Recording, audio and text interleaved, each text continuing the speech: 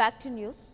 YCP అధినేత జగన్ సోదరి షర్మిలపై యూట్యూబ్లో అసభ్యకరమైన పదజాలంతో వ్యాఖ్యలు పోస్ట్ చేసిన నిందితుడిని సైబరాబాద్ పోలీసులు అరెస్ట్ చేశారు.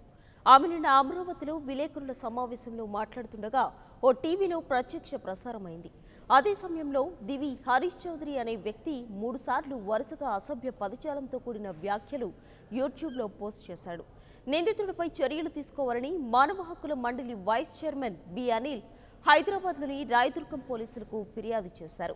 దీంతో రంగంలోకి దిగిన పోలీసులు కంప్యూటర్ చిరునామా ఆధారంగా నిందితుడిని గుర్తించారు. అతడు చౌటుప్పల్ రామ్నగర్ ప్రాంతానికి చెందిన హరీష్ చౌదరి అని, గతంలో హైదరాబాద్ రాయదుర్గం ప్రాంతంలోని ఓ ల్యాబొరేటరీలో పనిచేశాడని తెలుసుకున్నారు.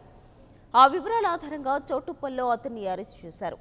హరిబాబు స్వస్థలం ప్రకాశం జిల్లా అద్దంకి మండలం బొమ్మనంపాడు. ప్రస్తుతం చౌటుప్పల్ సమీపంలోని తంగిడిపల్లిలోని ఓ ఫార్మాస్యూటికల్ సంస్థలో పనిచేస్తున్నాడు.